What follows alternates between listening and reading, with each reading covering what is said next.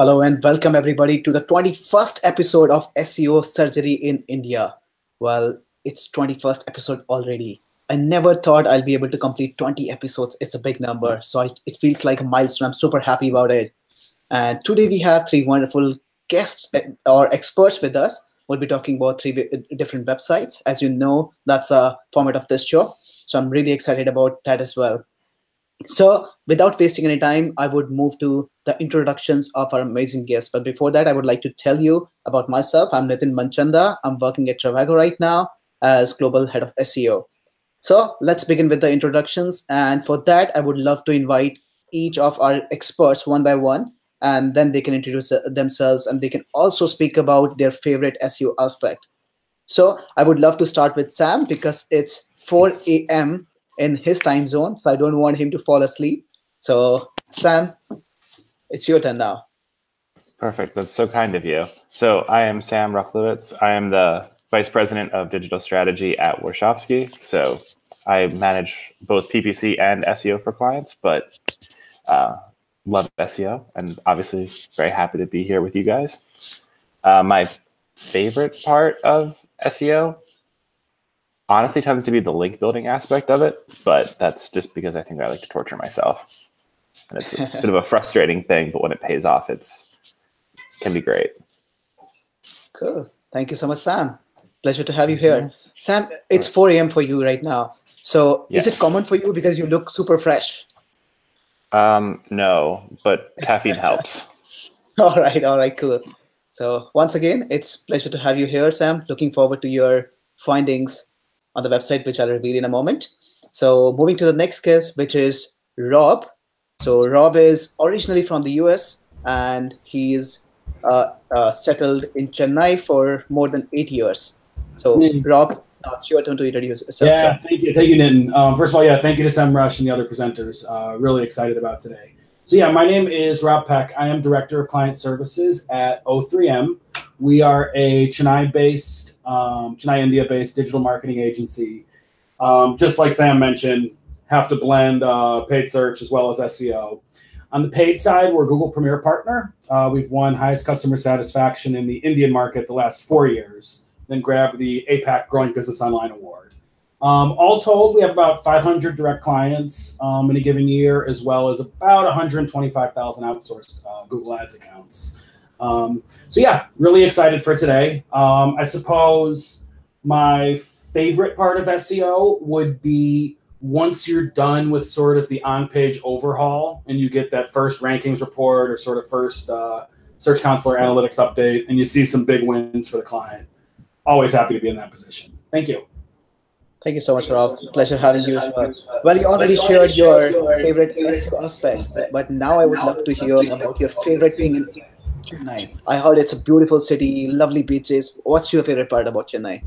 Favorite part of Chennai is the, honestly, I would say the sort of business situation. I really enjoy the mix where you have these established businesses like super traditional, 150 years, huge businesses starting to come online and kind of being their partner in digital success with that. And then you have tons of small businesses where you can always kind of chase the long tail to get the client numbers up. So really like that situation. In addition to that, I've always loved spicy food, and certainly no better place on earth for that. Plus, my wife is Manipuri from the Northeast, so we've mixed the chettinad masala along with the Northeast king chilies and ghost peppers, and it's a truly sweaty dining experience. That sounds yummy. So when I'm in India next time, I'll try to plan for Chennai as well, and then we can have this food together. Sure. Yeah. All right. Thank you so much for joining us. It's a pleasure having you here. All right. Now moving to the next guest. I think this guy doesn't need any introduction. He's world famous. But still, I would give him like an opportunity to introduce himself. We'll give him 1 minute. So David, it's your turn now. That's a very scary introduction. Thanks for that. So I'm David Sayce. I'm digital marketing consultant. Company is called Paper, and I've been involved with digital marketing for about 20 odd years now. For me, it is more on the SEO. a lot of the technical stuff. And like Sam, I'm not overly keen on the link building side. I actually prefer the technical side, but it's the same sort of thing. It's when you go through the discovery, the curiosity of what these sites are all about, and then you start seeing how the changes that you've made to these sites have impacted the real business. That's what I absolutely love about this. And, you know, you see that across the technical, the link building, all the other areas. And that's me. Lovely. Good to have you, David. So, David, technical SEO is kind of C in itself. So what are maybe top couple of things that you're focusing on these days? It really is. I mean, with so many companies, it's trying to build those good solid foundations. And time again, I get new clients, prospective clients coming in, and you start doing just the simplest crawl of websites, and you can see so many quick wins in there.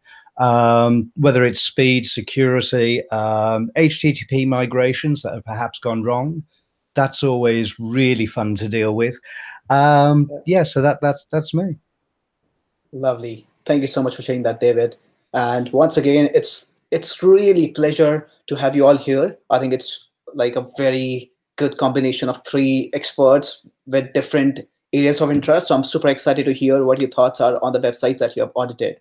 So now, because there are a lot of people who are waiting to hear some real tips from you, so let's not waste time on introductions anymore, and let's jump to the real stuff. But before that, I would like to thank our wonderful audience who showed amazing response once again and submitted a lot of websites. So as the format of this show, we have shortlisted 3 websites. So we'll be talking about the Properist, and then rentomojo.com, and then the last one is Decathlon. So let's start with Rob, who'll be talking about the Properist.com. Okay, great. So yeah, let me go ahead and share my screen. Give me 1 second here.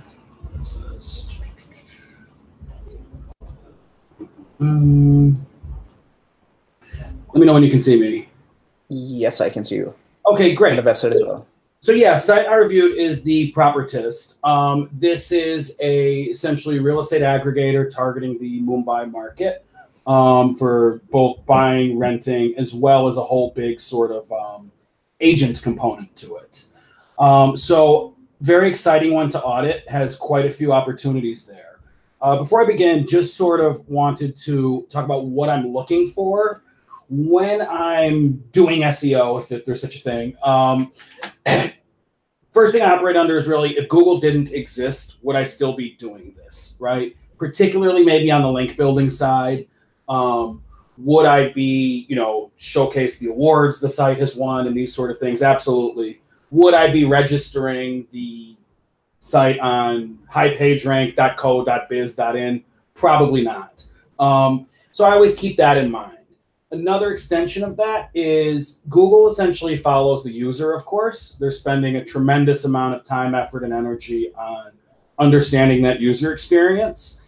And too many SEOs, in my opinion, follow Google following the user. Instead of that, obviously, if we really focus on delivering helpful, fresh, authoritative content and valuable links that users value, with some of the Google best practices in mind, that'll pay off. I've had the opportunity to work with a lot of publishers. In that side, I've always seen there shouldn't be sort of SEO boy sitting in the corner doing SEO. Instead, it's always helpful when it becomes part of the organizational culture, from content writers to the engineering team, all the way to marketing and sales, all the way down the line. I found if we can train the entire company to have an eye out for SEO opportunities, that can be super effective. I know Sam mentioned he likes the link building. I'm a little lazy there, so I always have my eye out for how can we get someone else to do that work for us. And another thing is on-page SEO is never done. I've seen too many sort of packages broken up on-page and then ongoing. On-page should always be part of SEO efforts. So taking a look quickly at the site, a few things I noticed is this is essentially a local directory targeting the Mumbai market, competing against national players, Housing, Magic Bricks, 99 Acres, sort of the big boys in the space. I see this as both a gift and a challenge. It's a gift in the sense this site can be much more focused on Mumbai search terms, keywords, than the other players. But the other ones certainly have more reach, being national, targeting national. Certainly has beautiful listing pages for both properties and agents. I see a big opportunity there. Based on the nature of essentially being a directory site, we need to keep our eye out for canonical and duplicate content issues. A lot of the listings are similar, could even be the same property posted by different agents. So we need to make sure we have an eye out for that. One key opportunity area I see is building out evergreen content to step beyond the current listings. And then it does have my pet peeve, which is sort of lame H1s and other titles. Those should, of course, be keyword rich. So moving on, always like to sort of start with the kind of homepage title and description. When we see that, we can see they're not concise, readable, and to the point. Looks like if we take it this meta description, obviously over character length, repeating sort of very close synonyms and keywords. And then we're also using the keywords tag, which we don't really need to do anymore. So I want to make this concise. Again, we have the benefit of only targeting one market, Mumbai. So we need to be laser focused on our core search terms there. And then when we look at the site, we can also see we're perhaps not effectively managing the link juice flow. I don't see any no follow links on the site. That's certainly something I would want to clean up, particularly in cooperation with developing some evergreen pages. When we look at sort of the search terms to keep our eye on, I really see them falling in six buckets. This could be 6 search terms. This could be 6 million search terms. But I'm seeing these core groupings. There's the general city searches, apartments in Mumbai, citywide plus intent, apartments for sale in Mumbai, for example, general but region specific, apartments in Bandra, region plus intent, apartments for sale in Bandra. Seeing a lot for developer specific searches, load of developers, new projects, or these sort of things. And then project plus something else, probably the developer plus the project name, or project name plus area. And that's really how the keywords are grouped. So I always, obviously Semrush and other tools are fantastic for keyword discovery, but I always like to start with the search results page. So very straightforward search I look for, 2 BHK in Bandra West on rent. We can see our usual suspects. I mentioned before looking at this, we have to watch out for 99 acres, magic bricks and housing. They're occupying the first 4 results. Good job by 99 acres to get 2 of them. That's supported when we get into the tools. We can certainly see, even for our keywords, in many regards, they are outranking us, seeing better average positions. So we certainly have our work cut out for us, but I do think there's a few key opportunities where we can really win there. So when we look at the SERP, for our core searches, we see a mix of competitors, even if they're not direct competitors. We see the large aggregators, housing, and these guys. We see individual listing sites, individual developers, smaller real estate agents, and these sort of things. And then we also see maps, commuting, and transportation results, as a lot of these searches are area searches, looking into what good rankings the property just has. That is an area of concern that we can see we are ranking well for some navigational searches, but those aren't helping us, right? We're not a train map, we're a real estate directory. So that speaks to we need that sort of more laser-like focus on our core keywords.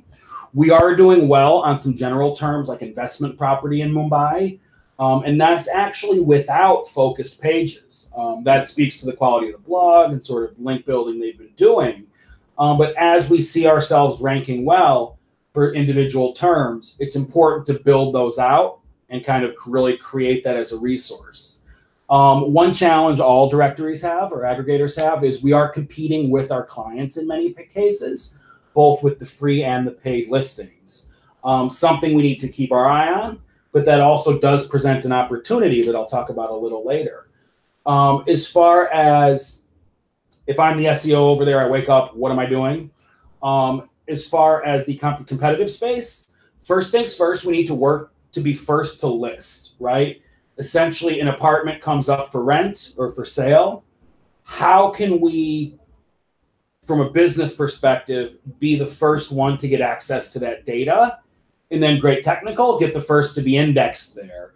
And then we can start cornering the space on new listings. I know in the US, really everyone is just doing MIS listings.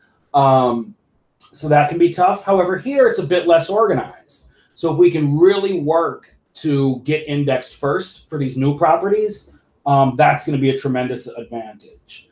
I would want to see the site go a bit more multimedia. You know, when we look at real estate searches, increasingly we're seeing image results, we're seeing certainly video results, as well as social results. So we need to create those multiple touch points for our listings. As part of that, I would suggest, again, stepping outside of just SEO, how does the propertist make that part of their organizational process? New listing goes live, video is created, that goes to YouTube and social with links back to the site, et cetera, et cetera. Definitely would suggest creating collection pages on the site for top localities. And certainly they know from their data and just being experienced in the industry where those localities are. Typically, you know, most pages on the site do not actually follow a folder structure. It's going top level domain, properties.com/the listing. So I know moving a whole site can be a big pain, but I would suggest creating that folder structure by locality. And then they can start building out the evergreen content, building links to those pages. Because remember, a lot of these listings go away. Anyone in Mumbai knows real estate's a very fast market there. So I'm worried that we're spending a lot of our link juice, authority, whatever we want to call it, ranking pages that are then quickly going away. So if we create, though, that folder structure, then we can create essentially hub pages for the different areas of Mumbai and build our links towards that. Hand in hand with that, manage the link juice, right? Currently, nothing is no follow. Most links are to these individual listing pages that are going to expire. So again, we need to build out those evergreen pages. Went ahead and ran the site through Semrush itself, limited it to 200 pages. Certainly saw plenty of errors, warnings, and notices to work on. Most alarming thing here is not even the total score, is that HTTPS is partially implemented. So when we see, you know, what's going on in our errors, looks like the site migrated from an older look to a newer look, and not everything was carried over. We can see our biggest issue is broken image links. That should not be sort of a one-by-one update. In this case, about 100 of them were for condo.png, which is sort of one placeholder photo. So make sure to manage that. We could certainly make sure those images are there. We can create a new, better image and make sure our redirects are in place, whatever we want to do. Then we do see fonts and some of the scripts and even some of the agent listing pages are not HTTPS. I know Google, particularly in Search Console, can struggle with that sometimes when there's that mixed content, we call it. So we need to make sure that's in line. The duplicate titles and descriptions are actually because there are unique listings that are feeding the title and description that are the same. So very easy suggestion there. We've got to add one more thing, whatever that is, right? That's going to make sure all of our listing pages are unique. That way it could be, you know, could be something as simple as adding the agent or adding the phone number. But we want to make sure all of our titles and descriptions are unique. That's what I would want to do there. When we move on to our warnings, I'm sure Sam could probably speak to this better than I could, but it always is sort of a never-ending, I'm sorry, David, but it is sort of a never-ending technical quest, right? I'm actually not too heavy on that side, but it looks like we need ongoing code refinement. Looks like we need to bring how we handle our images, the file name, optimized file side, the image alt, all of that into the upload process. Sort of looks like it's being treated a bit like an afterthought where we're going back after publishing and focusing on those top pages. Again, HTTPS everywhere, and then prioritize this and sort of chew through the list of everything you need to do here. Very funny, when we look at Lighthouse, we can see our 100% SEO score, very good, but then performance is tanking. And so it's funny to see such a low performance score and such a high SEO score because we know they go hand in hand. So speaks to the last slide as well. Looks like ongoing code and sort of server hosting optimization is required. Some of this is we're paying the price for beautiful images. Site features some very nice full page images. We need to make sure that we're not sacrificing user experience and technical experience for those nice pictures. Looks like sort of the way the payload and all this is set up requires a bit of work here. So this would sort of be a longer discussion, but there are some significant performance improvements that can happen. Really looks like the site is sending large chunks of data slowly. So we need to fix that. Some of that is code cleanup. One quick example is if you look at the homepage source, you can see the search location drop down. All of those locations, probably 500 to 1,000 of them, are hard coded into the code itself, right? We can make that dynamic, make it load later, and that should help our experience. Then moving on, one of my sort of biggest concerns I see is we have our old school footer of properties in, and then a bunch of locations, right? While this does provide us an opportunity to build the those evergreen pages that I really want, I do think this presents a challenge. In my experience or sort of personal thought, Google typically doesn't like these sort of footers.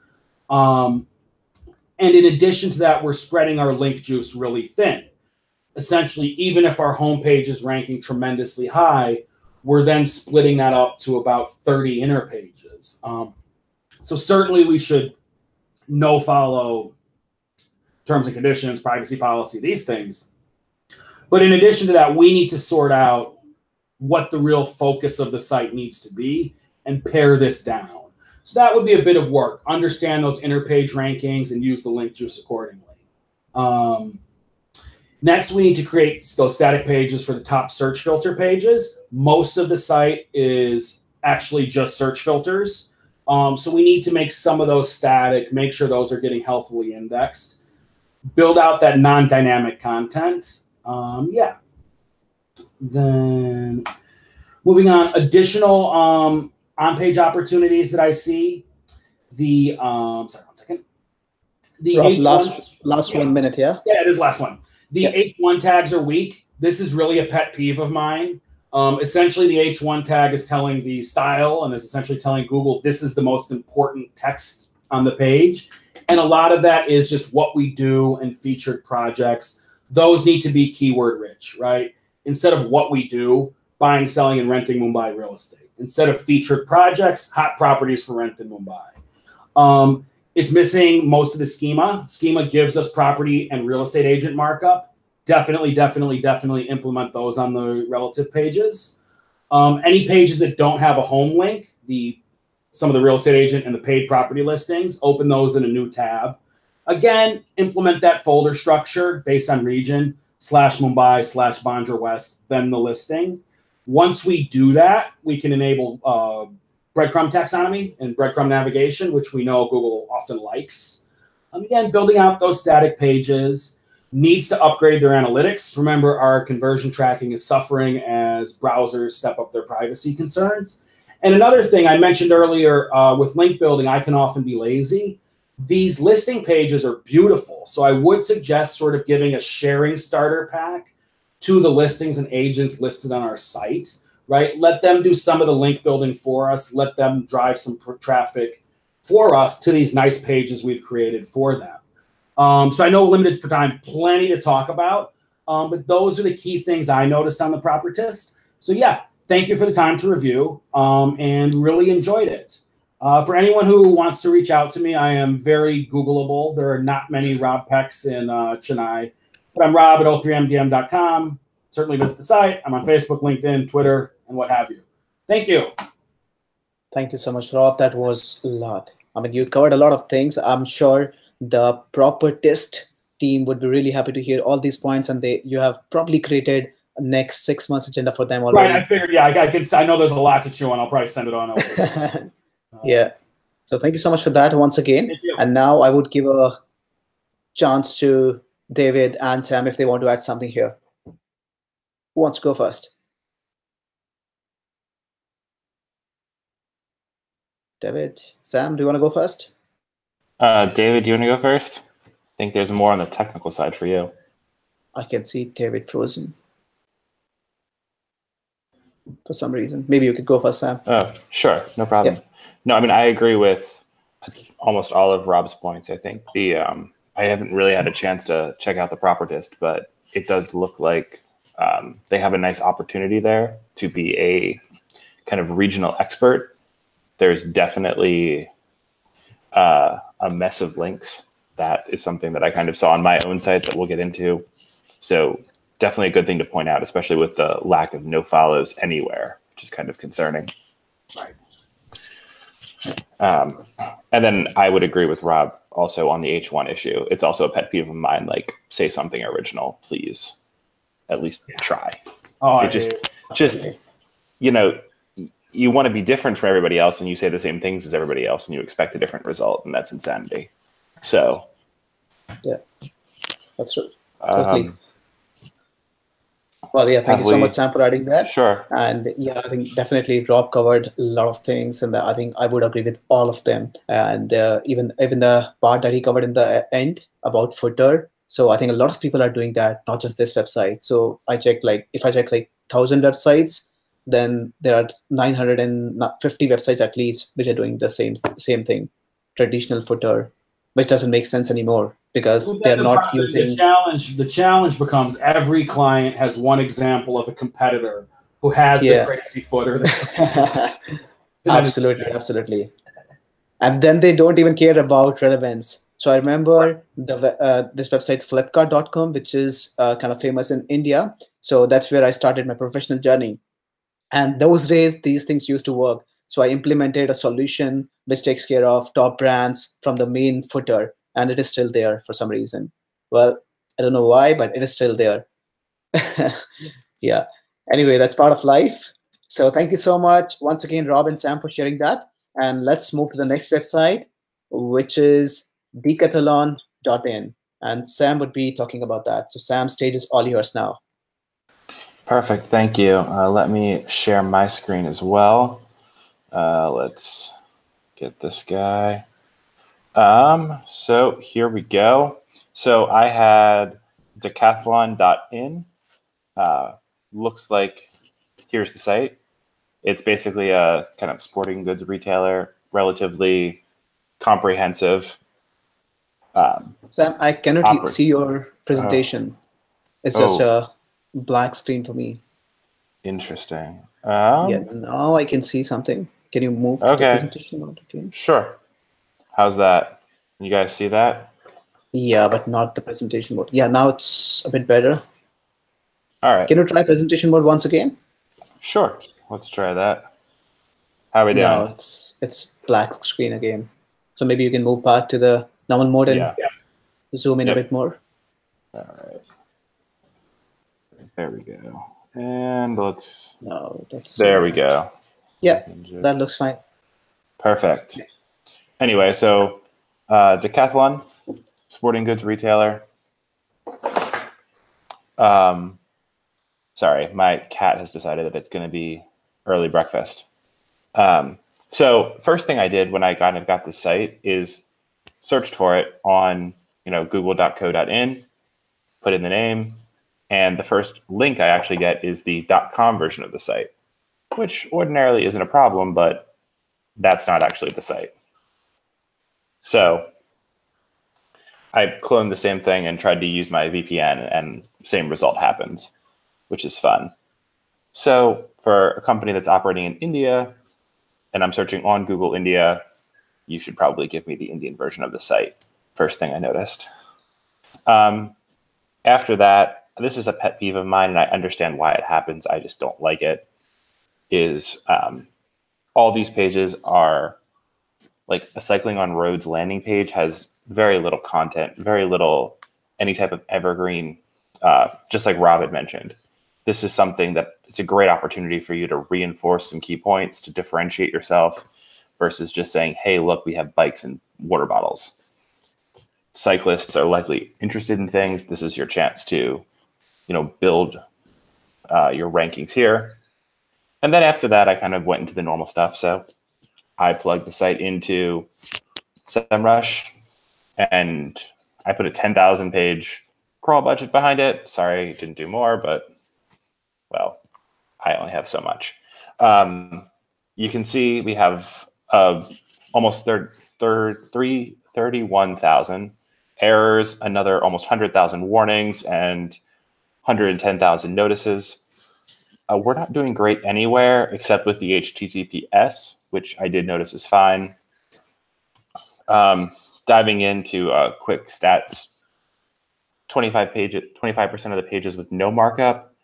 Some of these pages that do have markup are omitting some key points that I'll get into a bit later. The sitemap versus the crawled pages, another pet peeve of mine, just generate your sitemap and give it to Google. And then the hreflang, everything has issues. Like there are issues on almost every single page. And for a company that operates in 26 markets, that's probably not great. So just diving in here to the language issues, mostly these are just like return tag errors, things not set bidirectionally. Language reaching code has no standalone language code. And this kind of continues down for each. This is just one page here, and it kind of just continues down for every other page on the site. So that's definitely something that I'd be addressing, or at least looking into to make sure that we have that situation set up. The redirect chains and loops, it looks like somebody has like continually redirected some pages around. This isn't a terribly big thing, and I apologize, this is kind of small, but it's basically you took us from swim goggles to swim goggles and masks, back to swim goggles, then back to swim goggles and masks again, which is probably just a result of updating product listings or migrating a site, but it's still something that you can pretty easily address. And okay, this is where we start to, like Rob, get into pet peeves: duplicate meta descriptions, duplicate titles, duplicate content.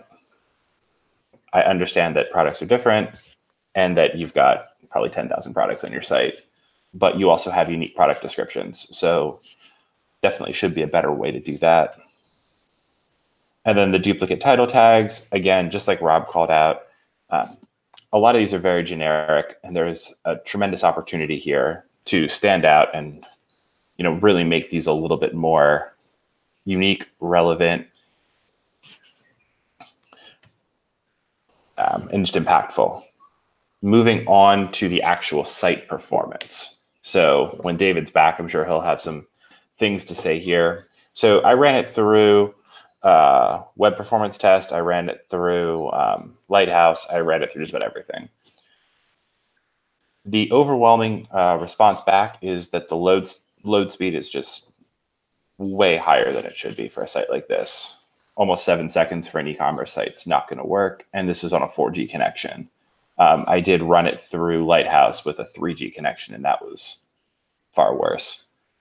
The other big things, tons of requests. This is something that, again, simple coding should be simple coding. I always say that, then the developer just yell at me and say that it's not simple, but alas. And images and page content aren't optimized across the site, which is kind of resulting in this. So here's the Lighthouse score, just like Rob had shown us before. We have a perfect SEO score, but then it's kind of very quickly downhill from there, with performance being at a 6. And so many of these are things that can be tackled. I don't want to say relatively easily, but they can be tackled by a development team, and it should have a nice impact. I'd always check HTTP2 just to see if it's supported. Neither the Indian version nor the .com version is supported, which is not great. So another thing to add to the development to-do list. Now, moving into links. So kind of after looking at the site at top level, I just like to go through, kind of see what's going on with the links. How's that working?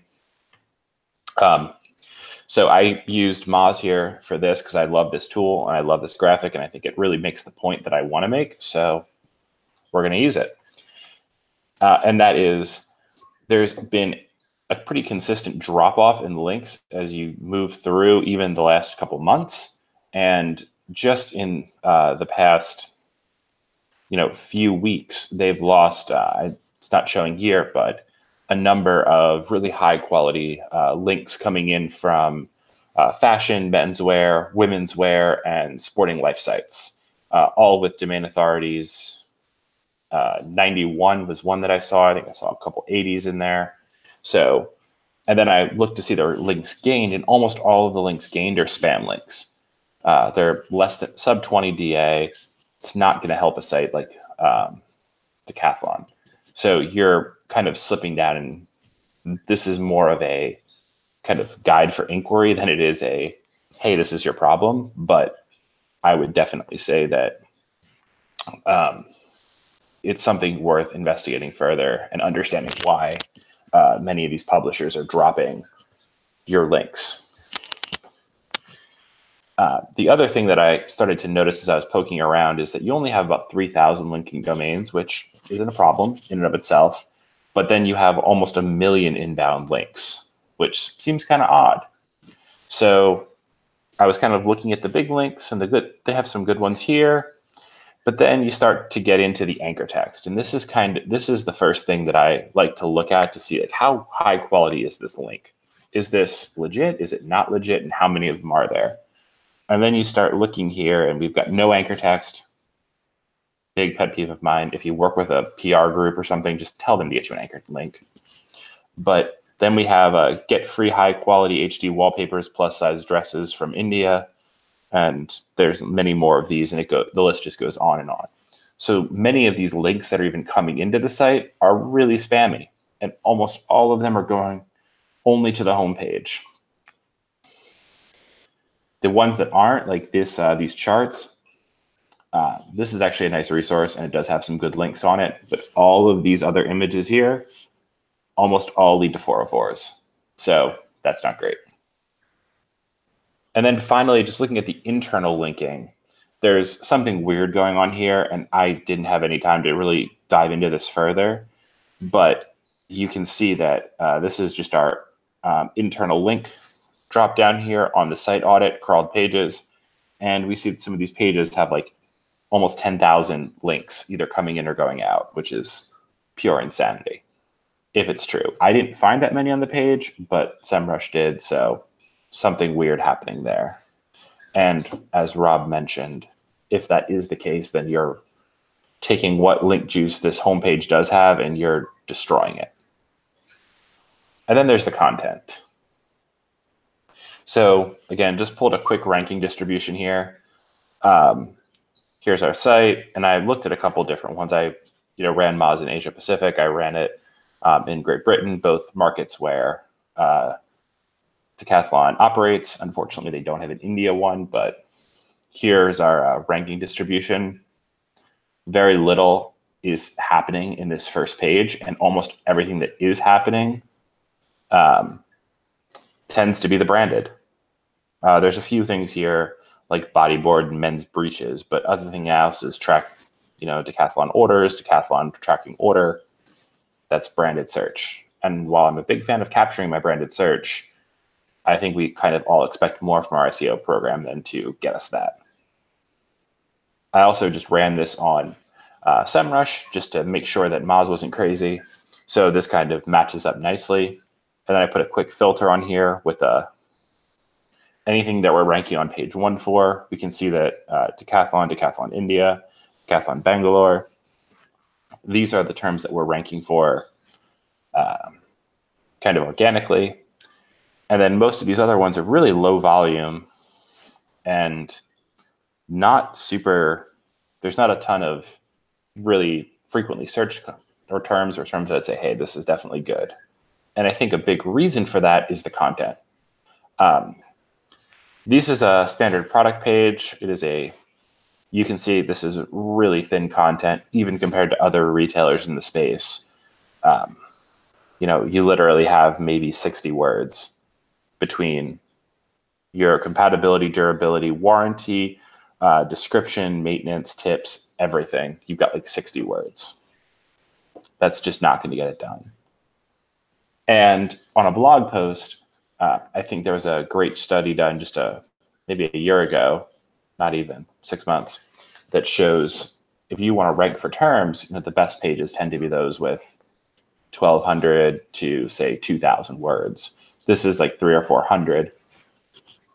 And even when I search again, google.co.in, aquaphobia, which I'm not sure most people are searching, this page does not appear on page 1. So kind of a concern there. Repeating this is just kind of like a microcosm of an issue writ large for this site. And you can see there's almost 5,000 pages with a low text to HTML ratio. And it's just everywhere. So there's definitely an opportunity here, I think, to work with the content team if you have one, or engage one if you don't, and start to really build out some more robust both product and evergreen pages to, you know, help the site rank further. And then the last thing I kind of noticed, and this might be something David can chime in more on, is I just pulled their schema and kind of looked through it. They've got a lot of the review stuff done really well, so nice job there. But there's no images are listed here in the markup, which has a negative impact on image search and rich snippet placement, especially for those carousels if you're searching for a specific product. And I noticed most retailers, almost every e-commerce retailer I work with does include that, simply because it helps pull in and provide access to that SERP feature, which is incredibly valuable. So I think, you know, wrapping up, I would say the first thing for this site is to get back to the basics. There's just basic block and tackle, bread and butter stuff that should be done that's not being done. That needs to come first. After that, you know, these language issues on the site need to be cleaned up. If you're going to operate in 26 markets, that needs to work seamlessly. Your development team needs to figure out these page speed, page load issues. Without some more time, I probably can't get into a ton of what's going on there, but it's not good when it takes 7 seconds on 4G and 20 seconds on 3G. Create more robust content. You know, this isn't just removing the duplicate meta descriptions or the very generic blah titles H1s, but it's also just, you know, creating some good product content. You've got great products, you have a good story to tell, what's happening. And then the link issues. There's a ton of spam links that haven't been disavowed that we didn't even get into here, but there's the overall quality of the links deteriorating, the lost links, the crazy internal linking, whatever that is happening. There's just a ton of stuff on the link side that I think needs some love. And with that, that's all I've got. Lovely. Thank you so much for sharing that, Sam. It was really interesting. All right. So now it's Rob's and David's turn if they want to add something here. It was really interesting. I don't think he has left anything for you guys, but let's see. Well, no, one interesting thing is they actually just opened a decathlon right near my house in Chennai. So I've seen it. Interesting thing, Sam mentioned the href lang tags being a concern. And when you go there, there is physically a mix of English and Tamil in the physical location. So I think they really need to get a grip on this now, that it's only going to get more complicated. When we look at digital marketing in India, for us at least, vernacular campaigns are the fastest growing segment. That's where all the YouTube watch time growth is coming from. That's where the search growth is coming from. So not only do they need to fix these issues, they need to brace for vernacular happening in India and happening quickly. So for those who don't know, depending on who you ask, there's somewhere between, 700 to 2,000 dialects spoken in India. And then of that, a good, I think, 25 major languages. So if they're struggling with their lang tags on an English site, just imagine once they have to service all these 1,000 different language searchers. Oh my God. Yeah, that's a disaster. That's super complicated. And I think as well, like similar to HTTPS, hreflang, it's one of those that I see more often than not implemented quite poorly. So it really is one to keep an eye on, especially when you're dealing with 700 different languages. Well, I'm sure no one is super localizing the content for Indian market, because there are a lot of people speak English. I mean, if you target every other language, it's impossible. Right. Well, for example, David, how many languages do you speak? English. Yeah. Exactly. So for me, I speak English and then a bit of German now, and then I speak Hindi, Punjabi, and a bit of Marathi. So these are 3 super Indian languages, and it's very common. A lot of people speak multiple languages there. But when I search on google.co.in, I always search in English. Right. So that's a very common. There are people who search in Hindi sometimes, but these are the probably top 2 languages people search in, I would say. Yeah. So that's interesting, because just really in doing this for today, having a look around Google IN, it was interesting to see how English was so prevalent.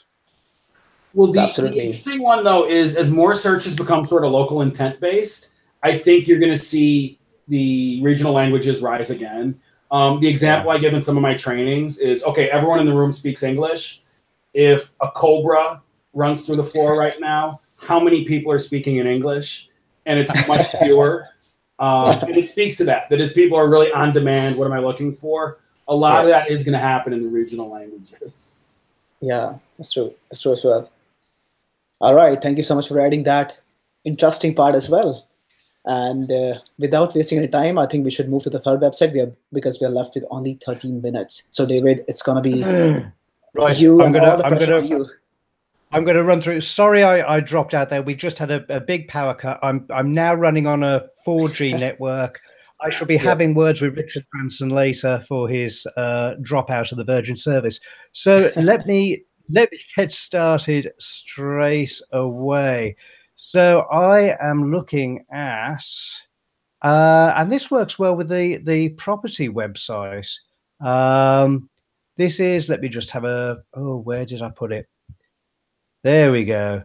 That was me peeking. So as well as the property website, so this is a rental website. And it looks like you can rent pretty much everything from a bookcase to a motorbike, which is good fun. So let me just get this up and running here. So is that all clear? Great. So yeah, just a quick look around the website here. For me, I like to have a look through Google first, try and get a sense of the business, how the consumer, how the client is going to be seeing them online.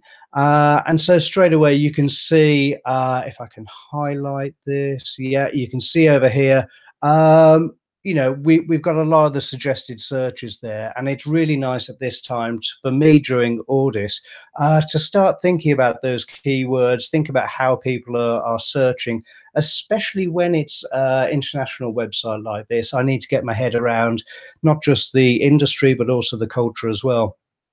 Just some quick searches using the site descriptor there, having a look, making sure that everything is okay with the website, having a look for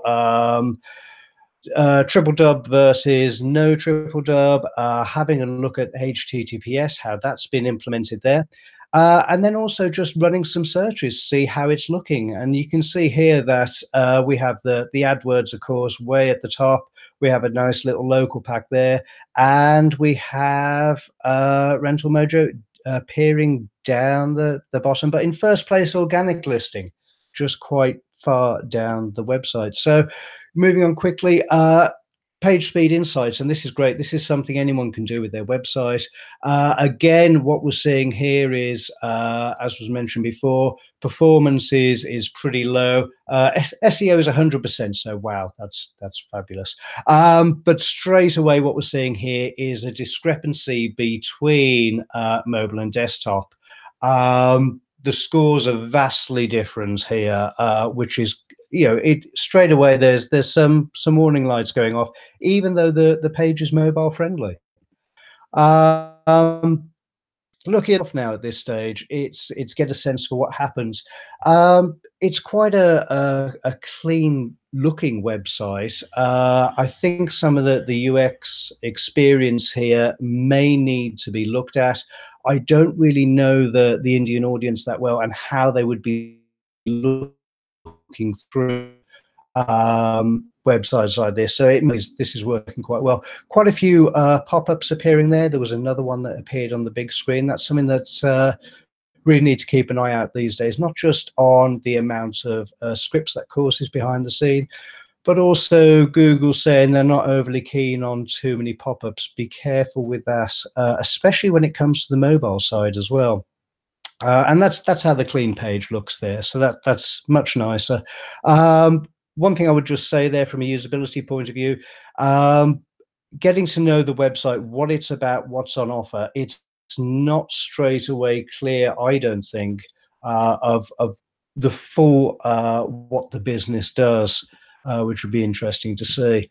As I say, everything from bookcases to motorbikes, and again, clean looking pages there as well.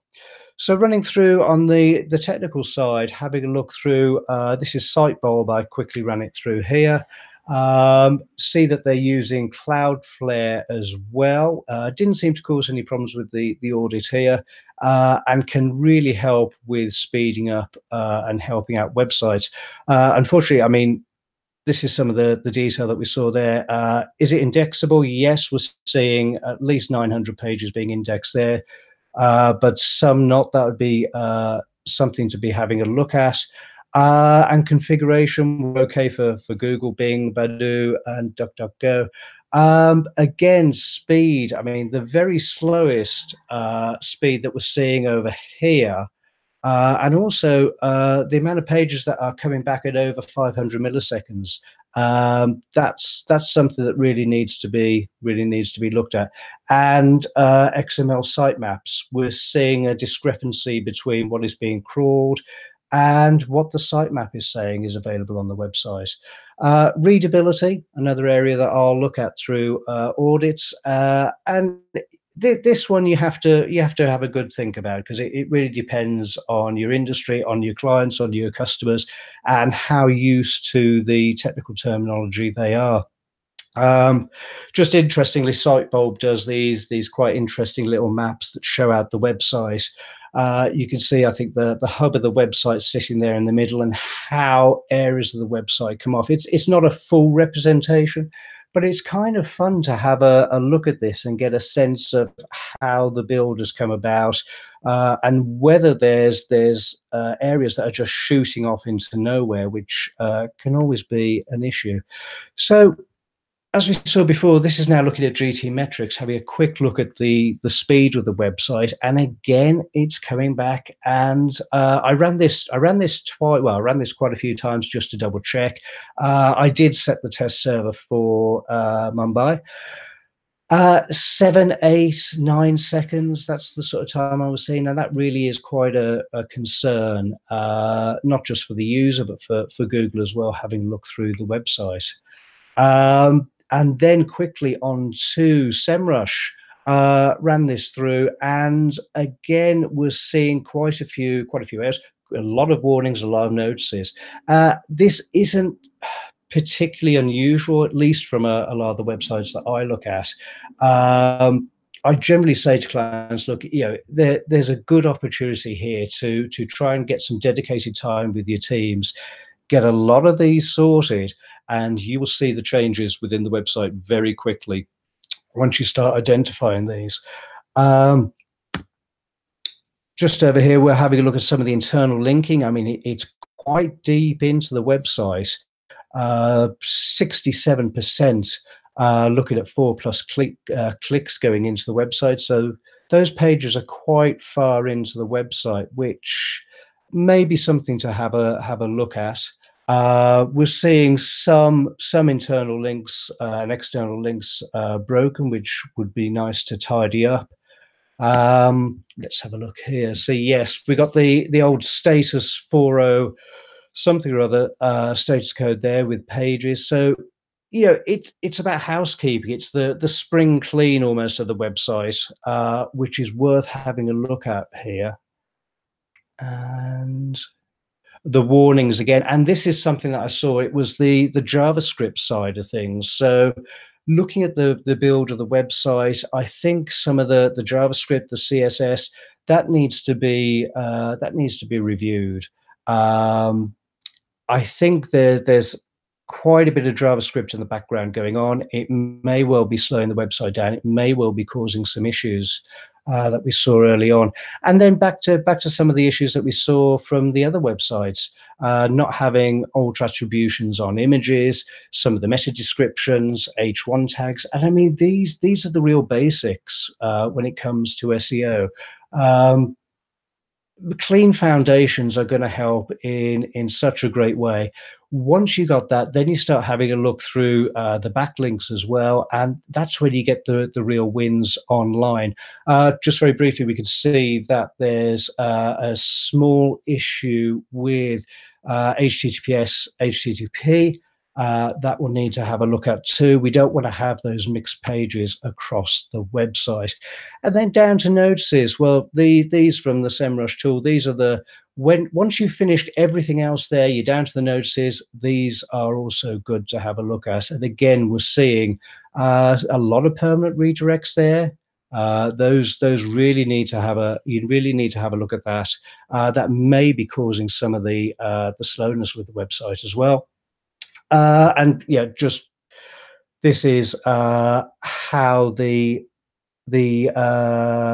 crawls, the audits are updated on Semrush, which is quite nice to see. So back in here, we can see that.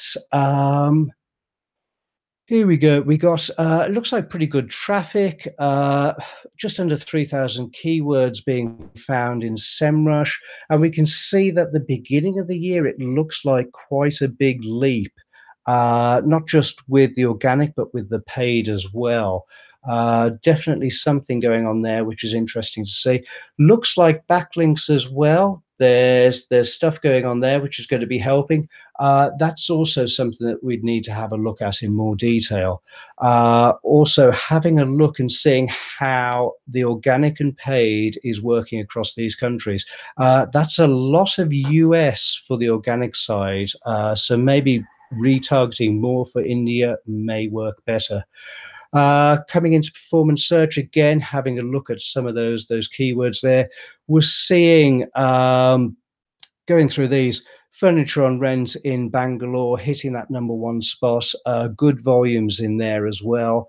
I just wonder going through, I mean, there's a lot of keywords to have a look through there, and I think it really does need some focusing on targeting those customers, understanding exactly what it is that they're after and what they want. And we can see again, over time, they've actually increased their listing, sort of ranking around positions 1 to 3. You can see the little golden tops to the keywords there. And I wonder whether that is actually what has brought in much more of that traffic. We generally say that getting the rankings in that 1 to 3 position, that's pretty much about half of the click-through rate on that page 1. So that is important to get as high up that page as you possibly can. Now this is interesting. This is for desktop, and then this is for mobile. And time again with this website, I'm seeing a real change between desktop and mobile. Now again, I'm not overly familiar with the how people are using the internet in India, but I've got a feeling that from some of the stuff that I've seen, there is an issue with this website for mobile users, and that may well be having quite an impact on the business. SERP features, one of my favorites of the last year or so. This is almost the position zero setup, getting into those local packs, making sure you've got those site links being shown, carousels and knowledge graph where possible. And it looks like the website has got some presence in there as well, which is going to be a really big help. And then just here we go. This is the Semrush. So we're seeing again, one thing I like to do is cross-check information. So while we saw some of this stuff with Sitebulb, always good to double check with Semrush as well. We can see there again the issue with the sitemap versus crawled pages. It looks like there may well be some issues with canonicalization that need to be looked at, as well as the depth, which, you know, I think it may well be causing some problems. That's something to have a look at. Also, just outside of the SEO side, just having a quick look at some of the PPC stuff. I mean, this is why I find Semrush such a good tool to use. You start to get a sense of the paid, the organic, and see what's working as well.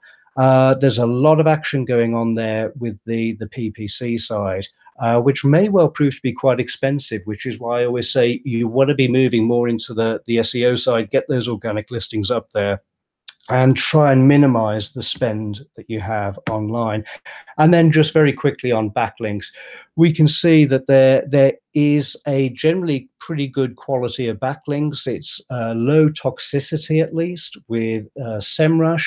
I'm just wondering what's been happening. As you can see here, there's been a lot of new links, and then we're seeing some drop-offs, lost links and broken links towards the end. That's going to be worth reviewing.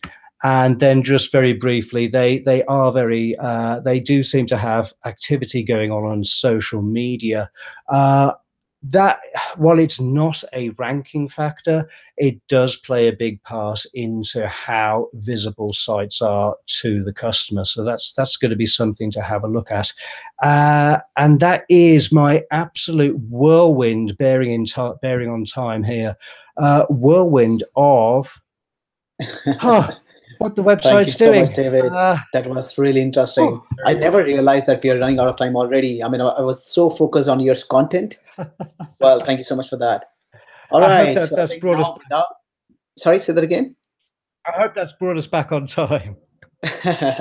Yeah. When we can blame you for wasting some of our precious minutes here. All right. Now let's not waste any more time and move to the question and answer. Well, we are running out of time already, but still I want to take some of these questions which are really, really interesting. So moving to the first question, which is from Nitish Joshi. The question is, we do SEO for many local clients, and when it comes to on and off page optimization, we can see that on page is more than enough to rank well. Is it true in case of local SEO as well? What do you think about it? Rob, maybe you can start. Sure. So yeah, I mean, this is an interesting one because obviously, if all your rankings and traffic and everything and state of your business is where it needs to be, then perhaps I don't need to suggest anything. But I think this speaks back to original point I made is if Google didn't exist, would I still be doing this? Right? I think here you need to focus on those positives, even if the site is ranking. Let's take like a local restaurant, right? And I search for Chetnab Cuisine in Tinagar, and they're number one. That's great. That doesn't mean that there's other traffic sources that don't help SEO and are also helpful on their own. So even if I'm ranked number one for that search, for sure I need to be on Swiggy, Zomato, TripAdvisor, all these different sites. And those certainly count as links back to the site, certainly counts as doing SEO. But along with that, you're adding other value. Because certainly Google or search in general is the huge leader in discovery. Doesn't mean it's the only place. So I think there, again, if your rankings are where you need to be, you don't need to chase the long tail of bad directory registrations, or you don't need to start your private blog network or any of these things. But you still need to build those valuable links that would be helping that would be helping things along anyway. And then again, bring that SEO eye to it, and then that's going to help you out in two ways. And then also remember, for local, if we're talking local search in particular, we know NAP, name, address, phone, is super important. You need to build those citations around the web in the exact same format. And then also that expertise, authority, trust comes into play. And a lot of that is going to happen through, I won't say profiles, creating a presence on other sites and linking back to the main site. So it's great they're doing well with on-page, but there always is off-page value to be added. Thank you so much, Rob, for that. Just to chip in there, I think sure. As well, it's about the competitive advantage for the business. It's all well and good to see, okay, well, I've done the on-page stuff, we've got some good ranking, but as we all know, things change very quickly in this industry. The smarter you can be with a website, the more time you can spend on-page, off-page, getting that as optimized, as well behaved as possible. I think it's almost helping to future-proof your website. Totally. Thank you so much, guys, for adding that. I think together you have covered all the aspects related to this question. So thank you so much for that. And moving to the next question real quick, that's from Kundan Mishra. The question is, do schema markups directly impact search engine rankings? So David, maybe you're in flow already, so you can take this one. Yeah, in my experience, I believe that it is a ranking factor, and it doesn't come as a surprise. I mean, schemas there, it gives the search engines a better way to understand your website. So I see it as you're giving Google and the rest of them a little bit of helpful information about what it is that you're trying to say on the page. I think it's definitely worth websites having a look at schema setup. Again, it's about trying to get the website as good as possible, and that's not just for Google, for the search engines, but for the user as well. Schema just really helps understand what's happening with that website. Cool. Thank you so much for that. Well, there was an interesting discussion on YouTube live chat about how voice search can play a big role in Indian market where we have so many languages. So that brings me to my final question of the day from Trupti Shirsekar. The question is, how voice search is better in SEO? So how can voice search play an important role when it comes to an SEO? So who wants to take that? Well, I don't have an answer, but I can even make add a little masala to the question, make it a little more interesting. If we consider two developing technologies, voice search and self-driving vehicles, that now you're telling your Tesla, I want some good Italian food, and then you're arriving at an Italian restaurant.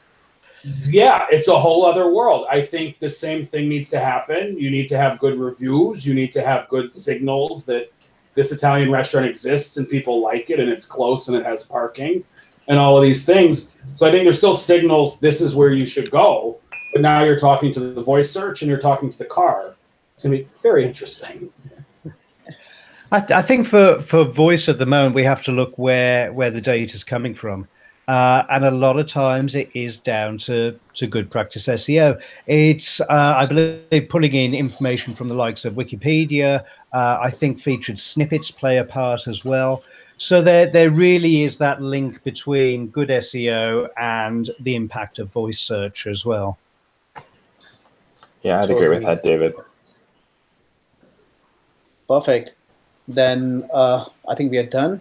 There are a lot of more questions, but I would request our experts to take these questions or LinkedIn, Twitter, or whatever your preferred. I would hope we are all discoverable on Google. Otherwise, absolutely. Not. So yeah, absolutely. Hunt me down and ask the questions.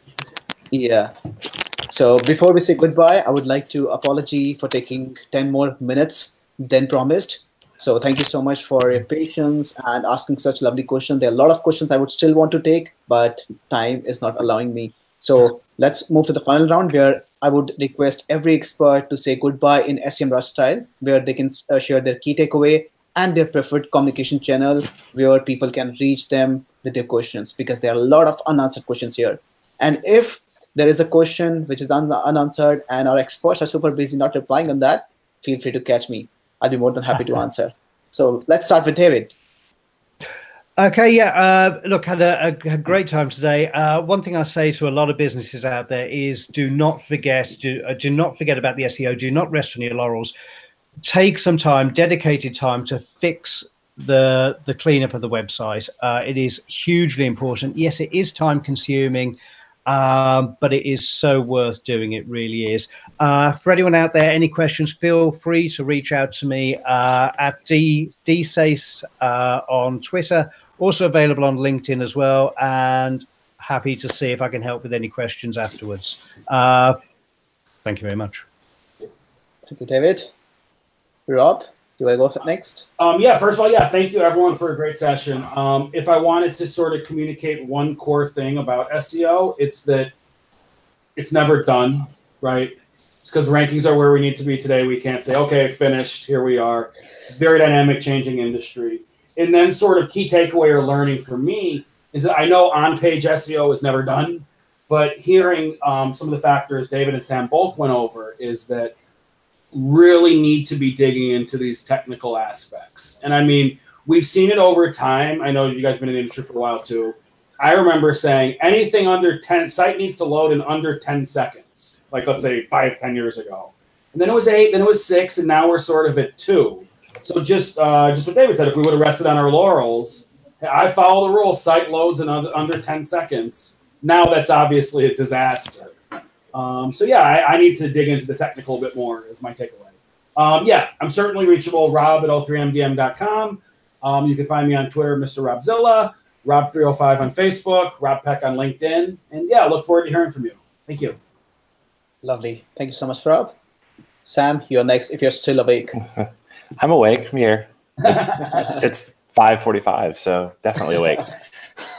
So thank you guys also for a great session. And David, Rob, Nitin, thank you so much for hosting this whole thing. So great to meet with you guys. I would say in terms of key takeaways, I think there's probably one that Rob kind of got before me, which is unfortunate, but you're never done.